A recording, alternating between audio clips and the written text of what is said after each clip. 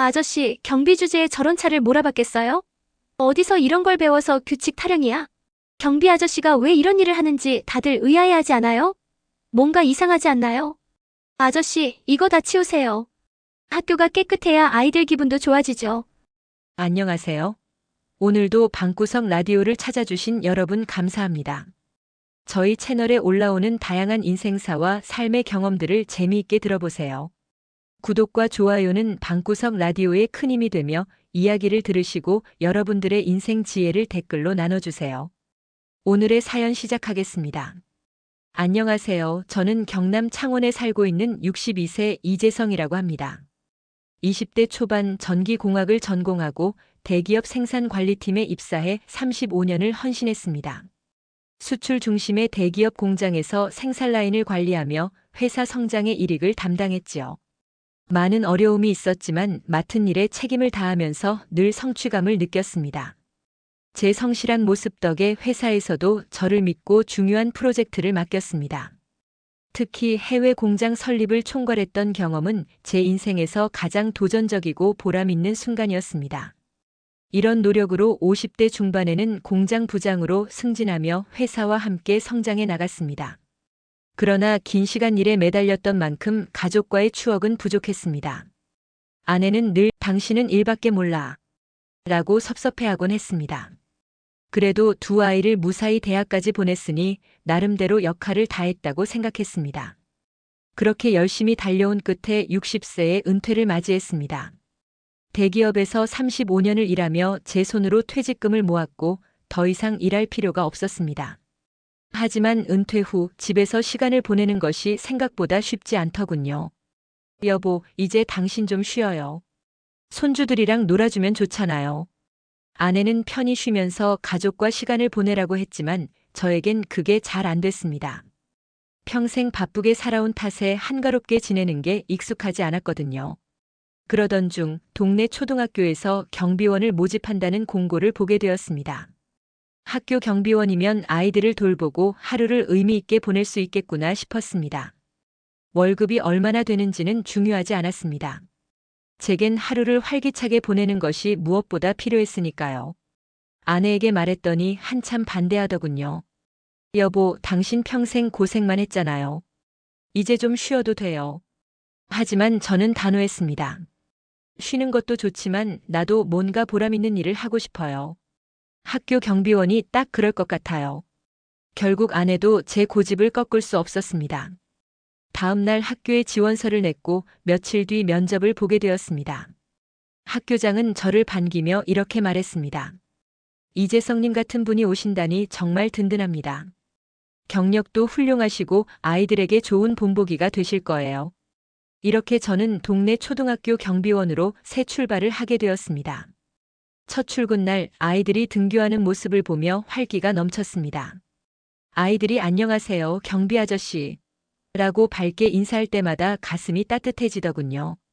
주민들도 저를 친절하게 대해주었습니다. 간혹 차 막히는 날 짜증을 내는 학부모도 있었지만 저는 최대한 공손하게 응대하려 노력했습니다. 모든 것이 순조로웠고 저는 이 일이 정말 잘 맞는다고 생각했습니다. 하지만 평화롭기만 했던 나날은 오래가지 않았습니다. 6학년 아이들 중 한 명의 학부모와 갈등을 빚으면서 제 경비원 생활은 예상치 못한 방향으로 흘러가기 시작했습니다. 저는 1960년대 후반 경남 창원의 작은 시골 마을에서 태어났습니다. 우리 집은 5남매가 함께 자라는 대가족이었고 부모님은 새벽부터 밤늦게까지 농사일을 하셨습니다. 어려운 형편 탓에 자주 끼니를 거르곤 했지만 가족 간의 정은 누구보다도 깊었습니다. 너희가 밥은 못 먹어도 공부는 해야 한다. 아버지는 늘 이렇게 말씀하시며 아이들 교육에 대해선 각별히 신경을 쓰셨습니다.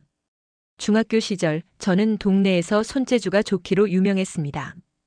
고장난 라디오나 자전거를 고치며 용돈을 벌었고 그때부터 기계에 대한 흥미를 느껴 전기공학을 배우고 싶다는 꿈을 키웠습니다. 고등학교를 졸업한 후 집안 사정 때문에 대학에 바로 진학하지 못했습니다. 대신 동네 공장에서 일을 시작했는데 전기 관련 업무를 맡으며 자연스럽게 기술을 익히게 되었습니다. 남들보다 조금 늦었지만 25살이 되던 해 드디어 지역 대학의 전기공학과에 진학하게 되었습니다. 학교와 공장을 오가며 고된 시간을 보냈지만 그 시절은 제게 가장 보람 있는 순간이었습니다. 대학 졸업 후 대기업에 입사하며 제 인생은 새로운 국면을 맞이했습니다. 입사 첫 해 회사 동료의 소개로 지금의 아내를 만났습니다. 아내는 늘 긍정적이고 밝은 성격으로 저를 응원해주는 사람이었습니다. 이재성 씨, 당신은 뭔가 해낼 사람 같아요. 늘 최선을 다하잖아요. 그녀의 말은 제가 어려운 상황에서도 포기하지 않을 힘을 주었습니다. 결혼 후 우리는 작은 전셋집에서 시작했지만 행복했습니다. 퇴근 후 아내와 함께 저녁을 먹으며 미래를 이야기하곤 했습니다. 그리고 3년 뒤 처자들이 태어났습니다. 아들이 태어나던 날 아내가 저에게 했던 말은 아직도 잊을 수 없습니다. 여보, 우리 아이가 당신처럼 성실한 사람이 되면 좋겠어요. 그 후로 저는 더 열심히 일했습니다. 매일 아침 6시에 출근해 야근까지 하면서도 가족을 생각하면 피곤함도 잊었습니다. 그런 노력 덕분에 둘째 딸이 태어났을 때에는 우리가 집을 살 수 있었습니다. 비록 작은 집이었지만 우리 가족에게는 그 어떤 대저택보다 소중한 보금자리였습니다. 대기업에서 일하는 것은 쉽지 않았습니다. 특히 생산관리팀은 늘 긴장감 속에서 업무를 처리해야 했습니다. 공장에서 작은 실수라도 발생하면 전 공정이 멈출 수 있었기 때문입니다. 그럼에도 저는 회사가 믿고 맡길 수 있는 직원으로 성장해 나갔습니다. 입사 후 10년이 지나서는 해외 공장 설립 프로젝트에 참여할 기회를 얻었습니다. 중국과 베트남으로 출장을 다니며 현지 직원들과 함께 일하는 과정은 제게 큰 도전이었습니다. 새로운 환경 속에서 제 역할을 해내고 프로젝트를 성공적으로 마친 덕분에 회사에서 높은 평가를 받았습니다. 50대가 되던 해 저는 공장 부장으로 승진하게 되었습니다. 공장 운영과 직원 관리 그리고 고객사와의 협력까지 책임져야 하는 중요한 자리였습니다. 가끔은 업무가 너무 과중해 가족과의 시간을 포기해야 할 때도 많았습니다. 제가 부장으로 일하던 시절 가장 힘들었던 점은 가족과의 거리감이었습니다. 퇴근 후에도 업무 통화와 보고서 작성으로 바쁜 날이 많았고 아이들과 함께 시간을 보낼 기회가 점점 줄어들었습니다. 아빠는 왜 우리랑 놀아주지 않아요? 어린 딸의 말에 마음이 아팠지만 일과 가정 사이에서 선택은 늘 일이었습니다. 하지만 아내는 저를 늘 이해해 주었습니다. 여보, 당신이 우리 가족을 위해 얼마나 노력하는지 알아요. 하지만 가끔은 일보다 가족을 먼저 생각해 줬으면 좋겠어요. 그녀의 말은 제게 큰 울림을 주었고 그날 이후로는 주말만큼은 가족과 시간을 보내려 노력했습니다. 놀이공원에 가거나 집 근처 공원에서 아이들과 뛰놀며 비로소 가족의 소중함을 깨닫게 되었습니다. 60세에 정년퇴직을 하면서 새로운 삶이 시작되었습니다. 하지만 평생을 회사 일로 바쁘게 지낸 탓에 은퇴 후의 시간이 어색하게 느껴졌습니다. 아침에 일어나도 출근할 곳이 없고 하루 종일 집에만 있는 게 버겁게 느껴졌습니다. 손주들과 시간을 보내는 것도 좋았지만 저 스스로를 위한 뭔가가 필요하다는 생각이 들었습니다. 그런 제게 학교 경비원 모집 공고는 새로운 기회처럼 느껴졌습니다. 학교 경비원이면 아이들과 함께하며 의미 있는 하루를 보낼 수 있겠구나. 그렇게 저는 동네 초등학교에서 경비원으로 일하게 되었고 다시 활력을 되찾게 되었습니다. 학교 경비원으로 일한 지 2달쯤 되었을 때 저는 학교에 익숙해졌다고 생각했습니다. 아침마다 등교하는 아이들에게 인사를 건네고 학부모들에게는 주차 안내를 도우며 보람을 느꼈습니다. 하지만 평화롭기만 했던 일상은 어느 날 깨지고 말았습니다. 그녀는 매일 아침 검은색 벤츠를 몰고 아이를 등교시켰습니다. 차에서 내릴 때마다 선글라스를 끼고 위풍당당한 자세로 저를 내려다보며 코웃음을 치곤 했습니다. 아저씨, 경비 아저씨도 저런 차 한번 몰아보셨어요? 아니면 이런 주차 규칙 이해 못하시는 거 아니가? 그녀의 말투는 늘 비꼬는 듯했고 다른 학부모들은 그 모습을 보며 웃음을 참지 못했습니다. 저는 속으로 화가 치밀었지만 겉으로는 차분히 대처하려 애썼습니다. 어느 날 아침 그녀의 차량이 주차선을 완전히 넘어서 옆 주차구역까지 차지하고 있었습니다. 다른 학부모들의 차량이 들어오지 못해 혼잡이 심해졌고 몇몇은 불만을 드러냈습니다. 저는 인터폰으로 요청했습니다. 학부모님, 차량을 주차선 안으로 이동 부탁드립니다. 하지만 그녀는 무시하고 차에서 내려 당당하게 말했습니다. 아저씨, 제가 이 차 타고 다니는 이유 아세요? 이게 내 공간을 지켜주는 차라서 그래요. 옆에 차들이 문 열다가 흠집이라도 내면 누가 책임질 건데요? 다른 학부모들이 이를 듣고 눈살을 찌푸렸지만 그녀는 아랑곳하지 않았습니다. 오히려 저를 바라보며 비웃었습니다. 경비 아저씨, 주차선 말고 이런 중요한 걸 신경 쓰는 게 더 도움될 것 같네요. 며칠 후 저는 아침 출근길에 경비실 창문에 이상한 글씨가 적혀 있는 것을 발견했습니다. 분필로 큼지막하게 적힌 글씨는 이랬습니다. 깐깐한 꼰대 아저씨 아웃. 글씨 옆에는 검정색 벤츠를 흉내낸 그림과 함께 작은 웃는 얼굴이 그려져 있었습니다. 처음에는 그 글을 보고 얼어붙을 수밖에 없었습니다. 창문을 닦아내며 마음이 복잡해졌습니다. 이게 아이들이 장난으로 한 걸까? 아니면? 하지만 CCTV를 확인한 결과 그 여성이 아이와 함께 퇴근 후에 와서 낙서를 하는 모습이 담겨 있었습니다. 아이와 웃으며 재밌지? 이렇게 하면 경비 아저씨가 또 뭘 어떻게 할까? 라고 말하는 모습까지 들렸습니다. 낙서를 지운 후에도 제 마음은 진정되지 않았습니다. 다음 날 아침 다른 학부모들이 그 이야기를 이미 들었는지 저를 쳐다보며 수군거렸습니다. 저 경비 아저씨, 너무 깐깐하게 구는 거 아니야? 낙서를 보고도 뭔가 잘못한 걸 깨달아야 하는 거 아닌가? 그녀는 일부 학부모들과 작정한 듯 제 흉을 보는데 열중했습니다. 그날 저는 다른 학부모들의 차가 주차 규정을 어기는 모습을 봤지만 차마 아무 말도 할 수 없었습니다. 저의 정당한 요청이 이제는 오히려 조롱의 대상이 될 뿐이라는 생각이 들었기 때문입니다. 그녀의 검정색 벤츠는 언제나 교문 근처에 가장 눈에 띄게 세워졌고 그 차 옆을 지날 때마다 저는 불편함을 느꼈습니다. 그녀와 마주칠 때마다 저는 긴장하게 되었습니다. 그녀가 내뱉는 비웃음 섞인 말투와 주변 학부모들의 미묘한 반응은 저를 더 초라하게 만들었습니다.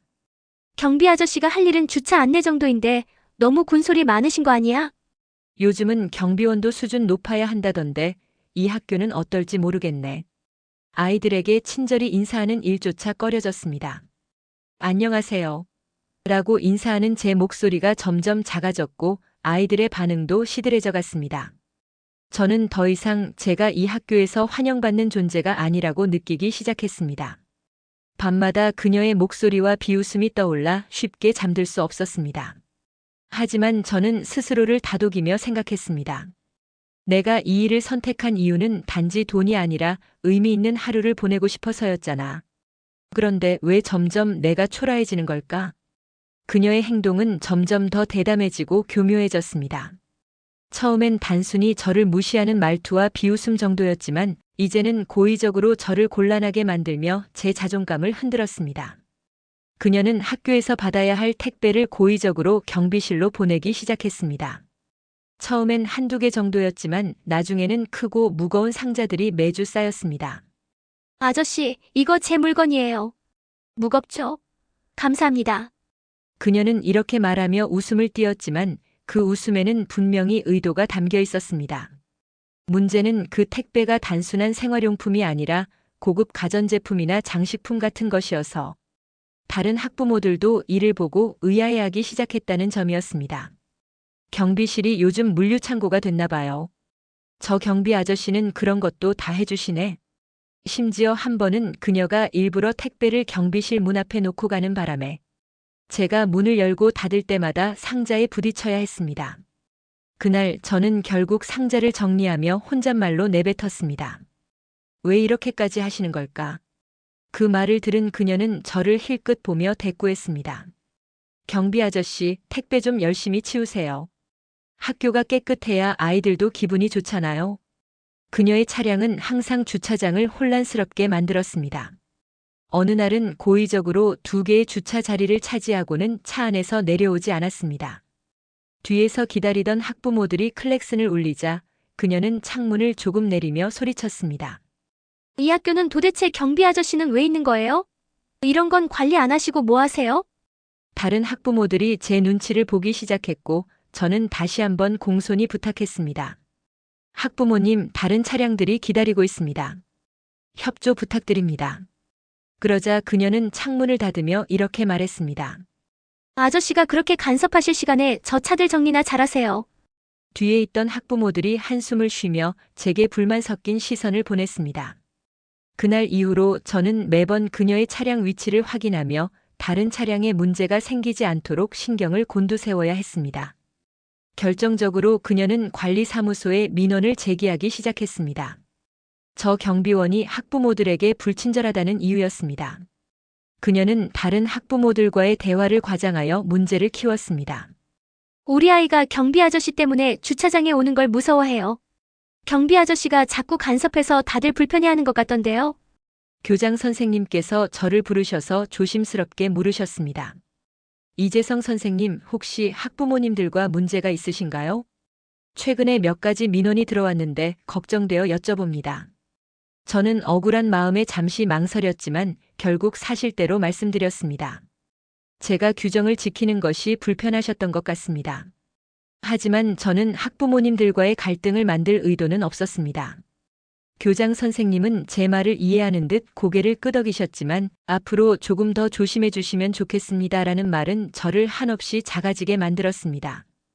어느 날 오후 제가 잠시 교무실에 문서를 전달하러 간 사이 일이 벌어졌습니다. 경비실로 돌아와 보니 제 개인 물품들이 죄다 쓰레기통에 버려져 있었습니다. 탁자 위에 있던 간식, 작업용 장갑, 개인적인 메모지까지 전부였습니다. CCTV를 확인한 결과 그녀가 아이와 함께 경비실에 들어와 여긴 너무 지저분하잖아. 깨끗하게 해줘야겠다. 라고 말하며 제 물건을 치운 모습이 찍혀 있었습니다.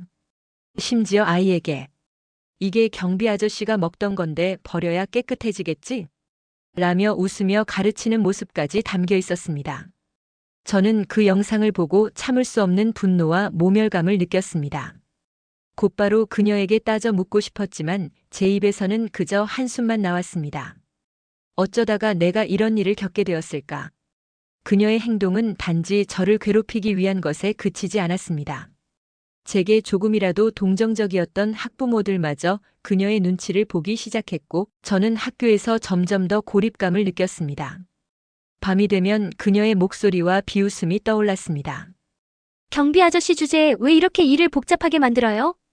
이 말이 계속 맴돌며 스스로의 존재 가치마저 의심하게 만들었습니다. 하지만 저는 단 한 가지 생각으로 버틸 수 있었습니다. 이 일이 아이들을 위한 것이라는 마음을 잊지 말자. 그녀의 갑질은 점점 더 교묘해졌고 저를 향한 비웃음과 모욕은 멈출 줄 몰랐습니다. 그러나 결정적인 사건은 예상치 못한 방식으로 제 삶을 바꾸어 놓았습니다. 그날 밤 저는 집에 돌아와 아무 말 없이 소파에 털썩 주저앉았습니다. 아내가 조심스럽게 다가와 물었습니다. 여보, 요즘 표정이 왜 그래요? 무슨 일 있는 거 아니에요? 그동안 있었던 일들을 아내에게 모두 털어놓았습니다. 그녀는 한참 동안 제 말을 듣더니 한숨을 내쉬며 말했습니다. 그런 사람들 때문에 당신이 이렇게 고생하는 거 보니까 너무 속상하네요. 그런데 여보, 우리 차고에 있는 그거 한번 써보는 건 어때요? 아내가 말한 것은 제가 은퇴하기 전에 마지막으로 구매했던 고급 승용차였습니다.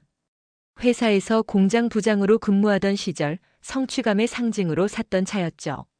하지만 은퇴 후에는 실용적이지 않다고 생각해 차고에서 먼지만 쌓이고 있던 상태였습니다. 그 차를 끌고 출근하면 그 여자가 당신을 다르게 보지 않을까요? 저는 잠시 망설였습니다. 그런 방법이 옳을까? 괜히 더 갈등을 키우는 건 아닐까? 그러나 아내는 제 손을 잡으며 말했습니다. 여보, 당신을 지키기 위해서라도 가끔은 당신의 가치를 보여줄 필요가 있어요. 다음 날 새벽 저는 평소보다 일찍 일어나 차고로 향했습니다. 10년 동안 방치되었던 차량은 먼지에 뒤덮여 있었지만 여전히 강렬한 존재감을 뿜어내고 있었습니다. 노란색 람보르기니의 매끄러운 차체를 닫고 조심스럽게 시동을 걸었습니다. 부릉 마이너스. 엔진 소리가 울리자 마치 야수가 깨어난 것 같았습니다. 아내가 걱정스러운 눈빛으로 물었습니다. 여보, 정말 이렇게까지 해야 할까요? 저는 결심이 선 목소리로 대답했습니다. 이제는 내 자존심을 지킬 때가 된 것 같아요. 람보르기니를 몰고 학교로 향하는 동안 저는 계속해서 스스로에게 질문을 던졌습니다. 이 방법이 정말 맞는 걸까? 하지만 이제는 더 이상 물러설 곳이 없다. 아침 등교 시간 저는 람보르기니를 몰고 학교 주차장에 도착했습니다. 차가 교문을 지나자마자 아이들과 학부모들이 저를 놀란 눈으로 바라보았습니다. 람보르기니가 교문 앞 경비실에 멈추고 제가 경비복을 입은 채로 내리자 모두가 멈춰섰습니다.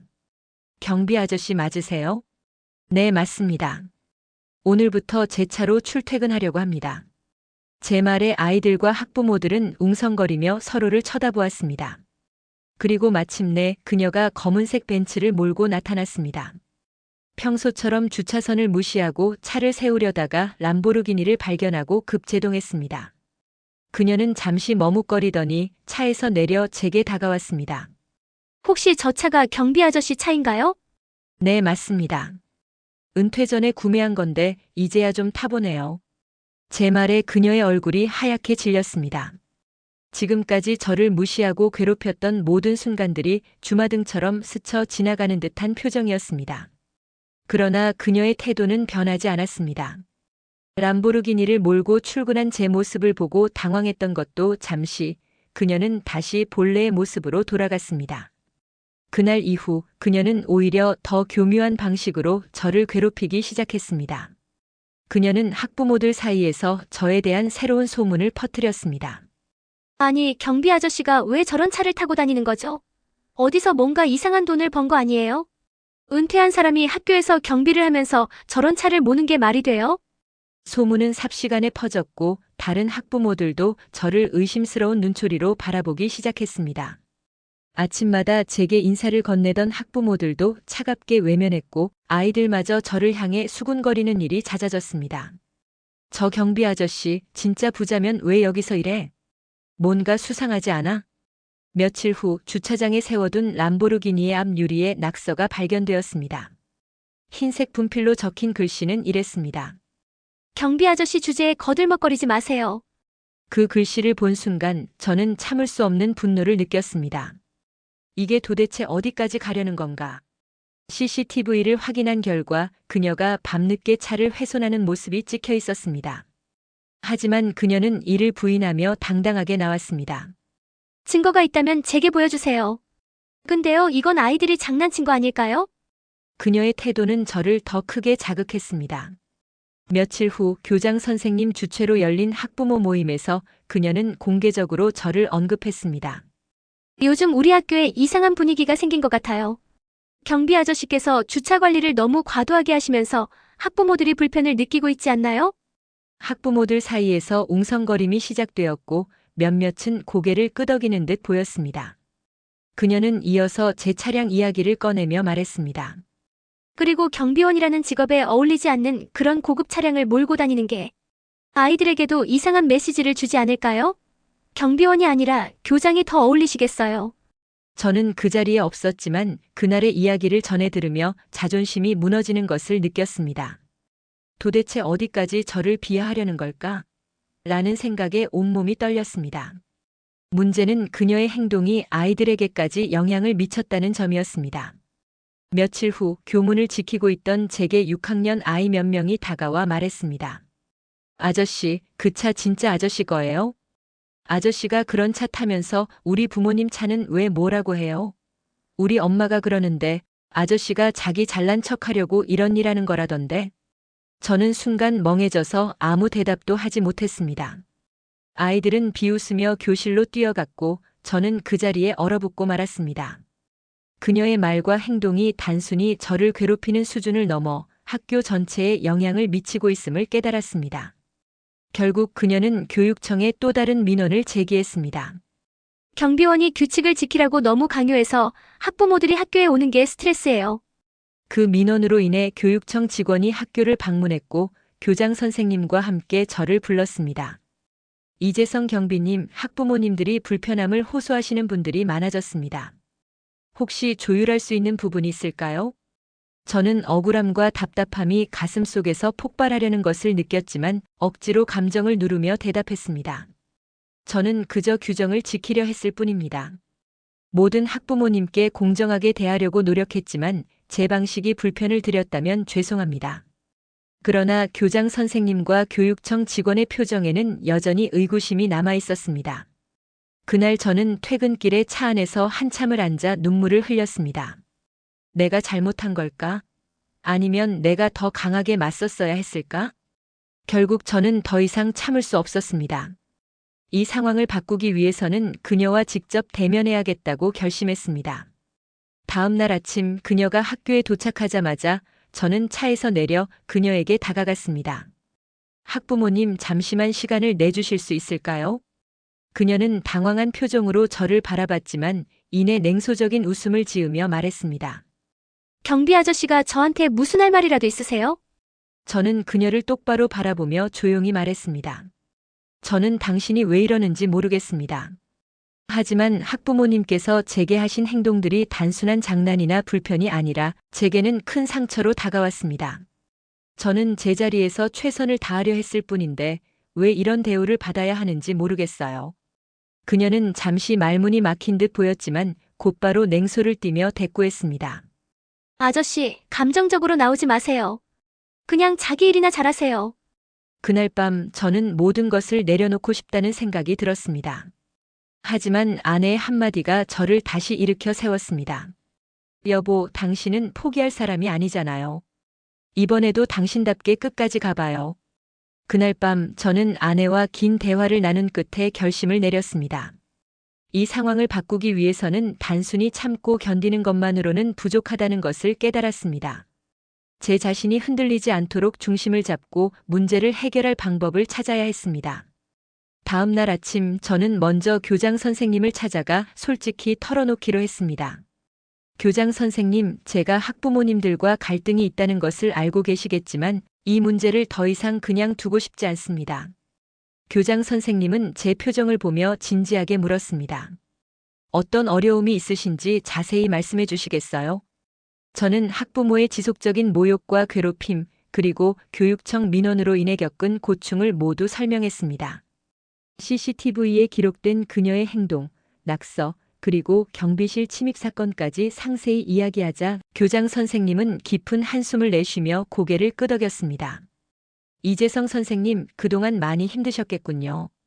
하지만 이 문제를 단순히 감정적으로 처리하면 더 큰 갈등이 생길 수 있습니다. 저와 함께 방법을 찾아보도록 하죠. 교장 선생님은 학교 내부 회의를 열어 학부모들과 경비원 간의 관계를 개선하기 위한 방안을 논의하기로 했습니다. 저는 교장 선생님의 진심 어린 태도에 큰 위로를 느꼈습니다. 며칠 뒤 교장 선생님은 학부모 대표 모임에서 제 이야기를 꺼냈습니다. 우리 학교 경비원분께서 학부모님들로 인해 불편함을 겪고 계십니다. 모두가 존중하며 협력하는 분위기를 만들어야 하지 않을까요? 그 자리에 있던 그녀는 눈살을 찌푸리며 불쾌한 표정을 지었습니다. 교장 선생님, 경비 아저씨가 자꾸 규칙을 강요하니까 학부모들이 불편한 거 아닐까요? 그녀의 말에 몇몇 학부모들이 고개를 끄덕이며 동의했지만 다른 학부모들 중 일부는 제 편을 들어주기 시작했습니다. 아니요, 저는 경비 아저씨께 도움을 많이 받았습니다.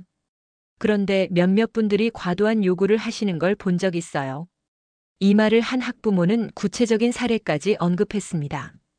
지난번 학교 행사가 있었을 때 제가 늦을까봐 너무 급하게 차를 세웠거든요. 그런데 경비 아저씨께서 친절히 주차를 도와주신 덕분에 시간을 절약할 수 있었습니다. 아이도 잘 돌봐주셔서 너무 감사했어요. 다른 학부모도 고개를 끄덕이며 덧붙였습니다. 맞아요. 저희 아이도 아저씨가 등교할 때마다 반갑게 맞아주셔서 학교 오는 걸 좋아해요. 이런 분께 감사해야 하지 않을까요? 분위기가 갈리기 시작했고 그녀는 자신의 입지가 좁아지는 것을 느꼈습니다. 그날 이후로 저는 그녀를 멀리서 바라볼 뿐 직접적으로 말을 건네지 않았습니다. 하지만 시간이 지날수록 그녀의 태도는 점차 달라지기 시작했습니다. 교장 선생님의 권유로 그녀는 학부모 대표로서 경비원들과 직접 대화하는 시간을 갖기로 했습니다. 저와의 만남에서 그녀는 처음으로 고개를 숙이며 말했습니다. 경비 아저씨. 아니, 이재성님. 그동안 제가 많이 잘못했어요. 처음엔 그냥 사소한 거였는데 점점 감정적으로 행동하게 됐어요. 정말 죄송합니다. 그녀의 말투에는 진심이 담겨 있었습니다. 저는 잠시 멈칫했지만 결국 부드럽게 웃으며 대답했습니다. 사람은 누구나 실수할 수 있습니다. 중요한 건 앞으로 어떻게 바뀌느냐겠죠. 그녀는 이후로 제게 적극적으로 협조하기 시작했습니다. 자신의 행동을 반성하며 다른 학부모들에게도 주차 규칙을 지킬 것을 당부했습니다. 특히 그녀는 아이들에게도 이렇게 말했습니다. 우리 모두 경비 아저씨께 감사해야 해. 아저씨가 없으면 학교가 이렇게 깨끗하고 안전하지 않을 거야.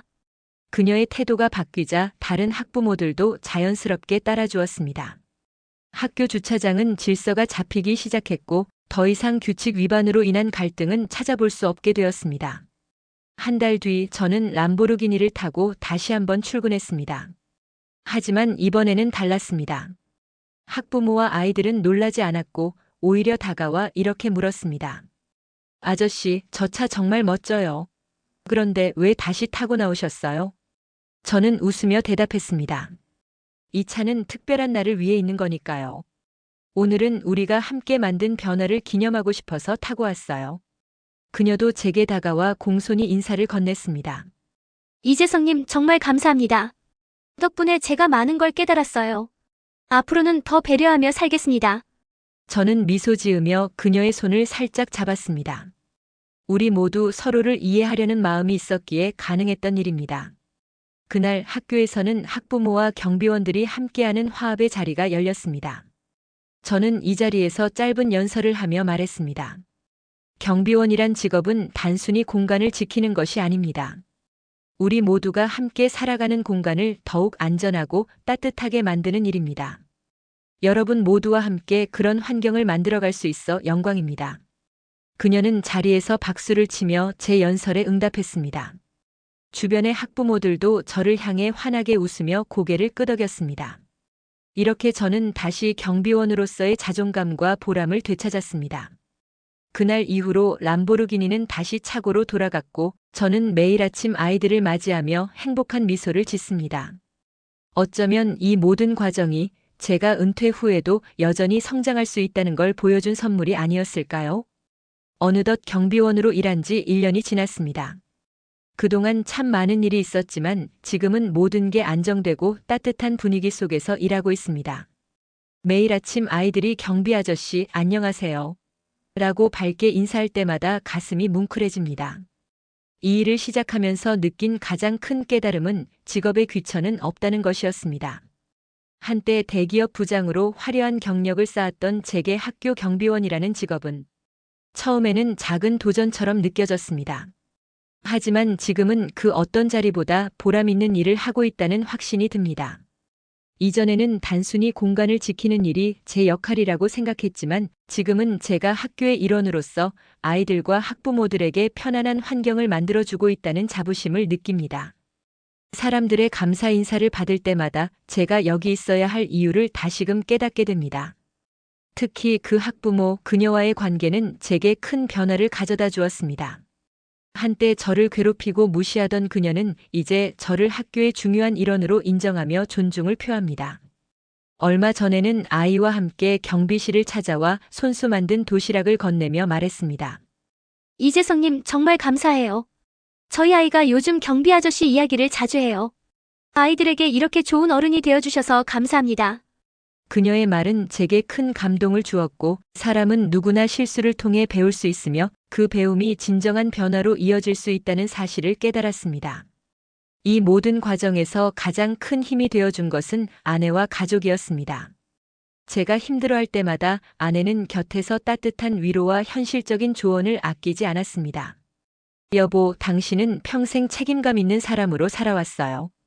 지금도 충분히 잘하고 있으니까 자존심 잃지 말고 당당히 살아가요. 손주들은 제가 경비복을 입고 학교로 출근하는 모습을 보며 이렇게 말하곤 합니다. 할아버지 멋져요. 나중에 저도 할아버지처럼 어른답게 살래요. 그들의 말은 제게 더 큰 책임감과 동기를 주었습니다. 저는 이 일을 하며 가족에게도 그리고 저 자신에게도 자랑스러운 모습을 보여주고 싶었습니다. 람보르기니는 다시 차고로 들어갔습니다. 가끔 손주들이 차를 보며 묻곤 합니다. 할아버지, 이 차는 왜 타지 않으세요? 저는 미소를 지으며 대답합니다.